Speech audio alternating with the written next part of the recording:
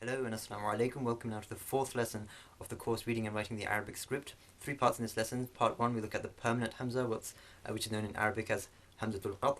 Part 2 we have what I'm calling the connecting Hamzah or Hamzatul Wasl. And then part 3 we have some revision suggestions. Just a word of warning before we start. Part 1 in particular of this lesson has a lot of detail, which the beginner really doesn't need to bother with that much. It's really here for the sake of completion, and it's something that you could perhaps come back to after you've done some grammar. So don't let it overwhelm you. The important things in this lesson, I think, are just to get a gist of part 1 and then to really understand part 2. So what's the difference between the connecting Hamzah and the permanent Hamzah? This is something we'll come back to in part 2. I'm not really too worried about this now. For now, I just want to focus on what I'll be calling the permanent Hamzah or just the Hamzah. And what this part is really about is understanding how it's written. We already know how it's pronounced, it's a glottal stop, but we want to understand how it's written now. So we're going to divide this part into 3 sections and look at how the Hamzah is written at the beginning of a word, when it occurs at the end of a word, and when it's in the middle of a word. We've already mentioned once or twice, I think, that at the beginning of a word, the Hamzah has to sit above or below an alif. And the rule is, if the Hamzah is going to take a fatha or a dhamma, so we're going to make the a or the u sound, then it's going to sit above the alif. If it's going to take a kasra, and we're going to make the I sound, it'll sit below the alif. Let's look at a few examples. Okay, so let's look at a few words. So if we have this word here, we have a Hamzah and a Noon. Now Hamzah is sitting below the alif, and that tells you that it's going to take a kasra. Alright, it takes a kasra, that's why it sits below the alif. And the Noon, we have to give that a sukoon, we get in. Okay, another example. If we have this word here, there we go. Hamzah takes a fatha and therefore sits above the alif, and the meme with the sukoon here gives us One final example, very easy as you can see.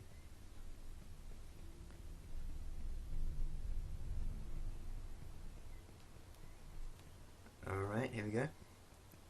So I'm sure you can guess this word. We've got the Hamzah below the alif because it takes a kasra, a sin with a sukoon, a lam with a fatha, and alif with a sukoon, and a meme at the end there with a tanween. What does this give us? Islamun. Right? Islamun. So what about at the end of a word? Now if the Hamzah occurs at the end of the word, we need to look at the vowel on the letter immediately before the Hamzah. Not the vowel on the Hamzah itself, but rather on the letter immediately before it. And then the Hamzah is going to sit on whichever letter, either a waw, a ya, or an alif, which corresponds to the vowel before it. Alright, so a little bit abstract, but just bear with me. Okay, so if the letter before the Hamzah has a dhamma, then the Hamzah is going to sit on a waw, whatever the voweling on the Hamzah itself. If the letter before the Hamzah has a fatha, then the Hamzah is going to sit on an alif. And if the letter before the Hamzah has a kasra, then the Hamzah is going to sit on a ya. When we say it sits on a ya, we mean a dotless ya, so a ya shape, but without the dots. Alright, that's if it's preceded by a short vowel. On the other hand, if it's preceded by a long vowel or a sukoon, then the Hamzah simply sits on the line.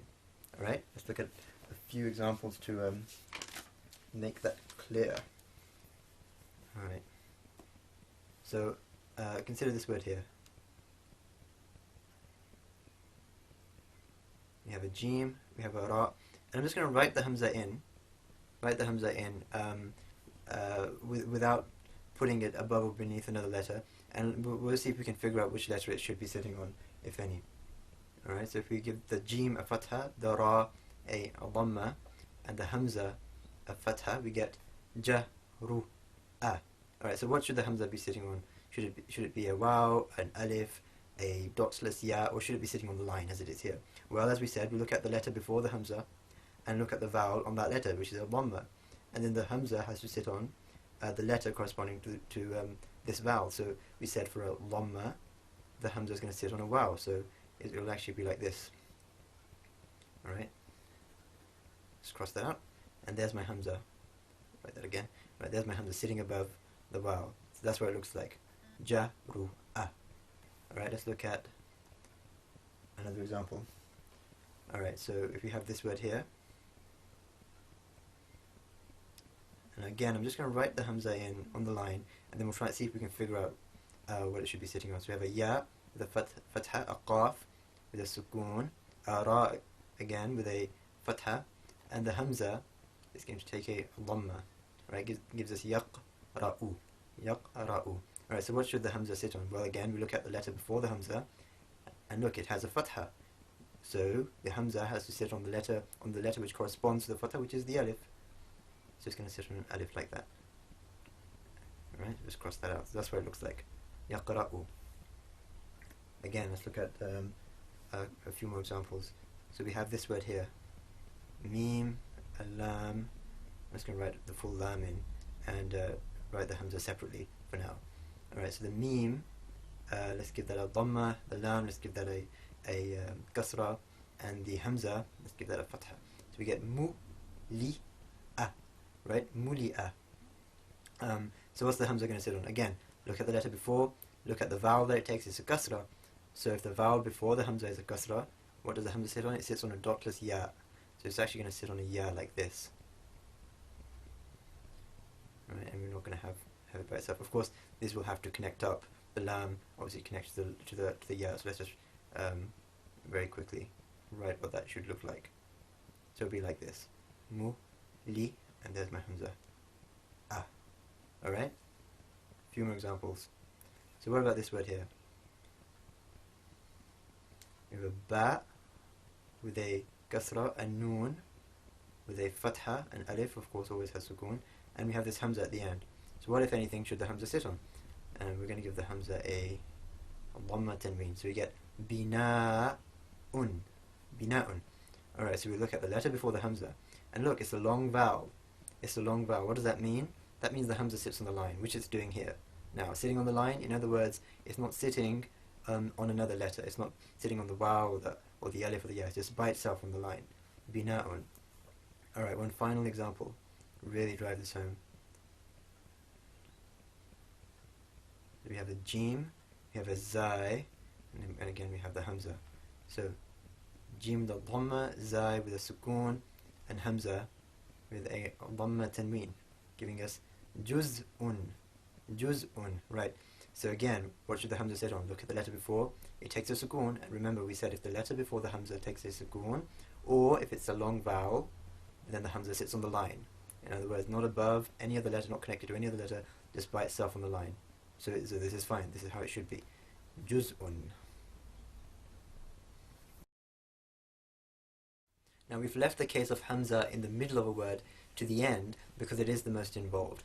Okay, now there's an interesting symmetry here. Remember, we said that when the Hamzah occurs at the beginning of a word, we're only concerned with the vowel and the Hamzah itself. That's going to determine where the Hamzah sits, above the alif or below the alif. Dhamma fatha above, kasra below. At the end of a word, we were concerned with the vowel on the letter before the Hamzah, and then the Hamzah would sit on the letter which corresponded to that vowel. Here now in the middle, we're going to have to take into account both the vowel on the Hamzah and the vowel on the letter before it.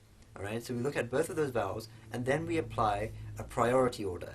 Alright, the priority order is kasra, dhamma, fatha. Right, kasra, dhamma, fatha.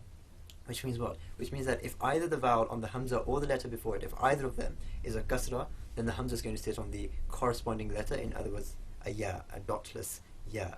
If that's not the case, then we go down the priority order and say, okay, what's the next vowel? Dhamma.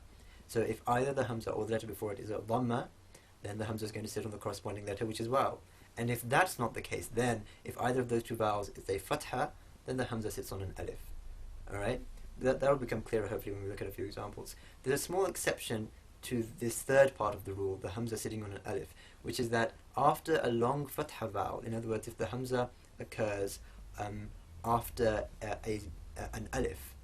an alif with a sukoon, and the Hamzah itself also has fatha, remember, because we're down here in the third item in our priority order, then the Hamzah will actually sit on the line.